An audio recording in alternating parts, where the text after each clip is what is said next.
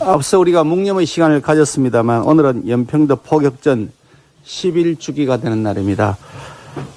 북한의 기습도발로 민간인을 포함해 4분의 전사자와 19분의 부상자가 발생했습니다.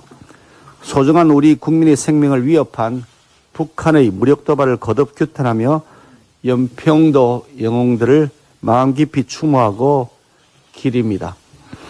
북한은 지금도 호시탐탐 대한민국의 영토, 영공, 영해를 위협하고 있지만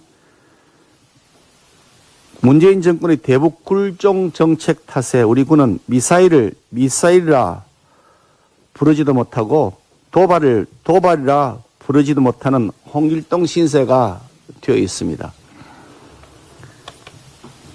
민주당 이재명 후보는 연평도 영웅들 앞에서는 북한의 일방적 도발에 대해 용인하지 않겠다며 눈물까지 훔쳤다고 하지만 그 진정성을 전혀 느낄 수가 없습니다. 이재명 후보가 가장 가까운 우방인 미군을 점령군이라고 하고 한국이 일본에 합병된 이유는 미국이 승인했기 때문이라고 하는 등 왜곡된 역사인식으로 똘똘 뭉친 인물임을 국민들은 잘 알고 있기 때문입니다. 지난 5년간 위장평화쇼에 매몰돼 한미동맹을 방치하다시피 한 문재인 정권을 보며 노심초사했던 국민들은 문재인 정권 시즌2 문재인 의계인이 탄생하면 안보 불안이 더욱 가중될 것이라는 사실을 잘 알고 계십니다.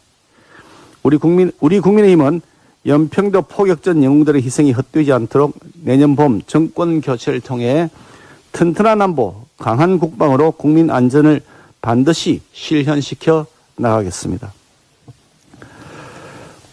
검찰이 어제 김만배, 남욱 두 사람에 대해서 뇌물 공여 및 배임죄 혐의로 기소하고 정영학에 대해서는 배임 혐의만 정리해서 기소했다고 하는데 그야말로 꼬리 자르기에도 미치지 못하고 꼬리에 붙은 깃털 하나 뽑기 수준에 그쳤습니다. 지난 한 달간 검찰이 수사를 한 것이 아니라 그냥 시간만 때웠다고 보입니다. 새롭게 드러난 사실은 없는 맹탕 수준으로 수사가 아예 몸통 근처에 접근조차 하지 않았습니다. 경찰이 유동규 핸드폰에 대한 포렌식 자료를 검찰에 넘겼다고 하고 그 안에는 이 후보의 측근인 최진상 부실장과의 통화 내역도 들어있다고 알려졌지만 검찰이 정 부실장에 대한 추가 조사를 실시했다는 소식은 들리지 않고 있습니다. 대장동 분양 대행업체가 남욱 등에게 건넨 43억 원이 성남시장 선거자금, 로비자금 등으로 쓰였다는 언론 보도나 권순일 전 대법관의 재판 거래 및 사후수뢰 의혹, 조직폭력배 자금 전달 의혹 등에 대한 수사는 아예 시작조차 하지 않은 것으로 보입니다. 어떻게든지 대장동 몸통을 은폐하려는 검찰의 눈물겨운 노력이 가상할 정도라는 국민들의 냉소가 두렵지도 않습니까? 믿는 구석이 있기 때문인지 민주당 이재명 후보는 검찰이 그 긴 시간 동안 뭘 했냐 매우 궁금하다면서 오히려 큰 소리 치고 있습니다.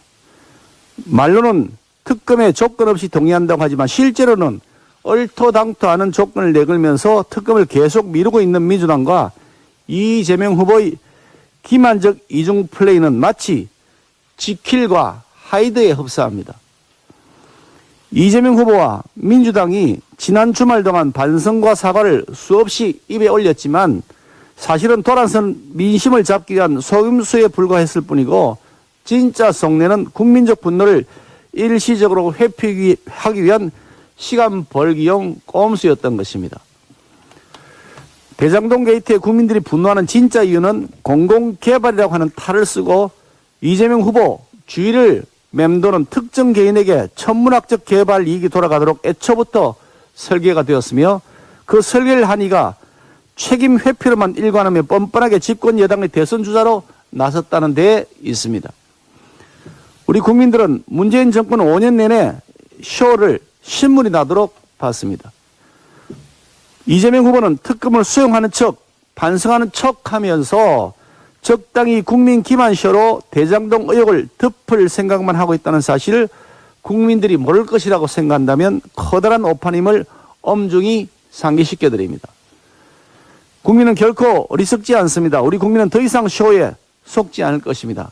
특검을 거부하는 자가 범인입니다. 민주당과 이재명 후보는 하루빨리 특검법 논의를 위한 여야 원내대표 회담에 참여할 것을 다시 한번 촉구합니다.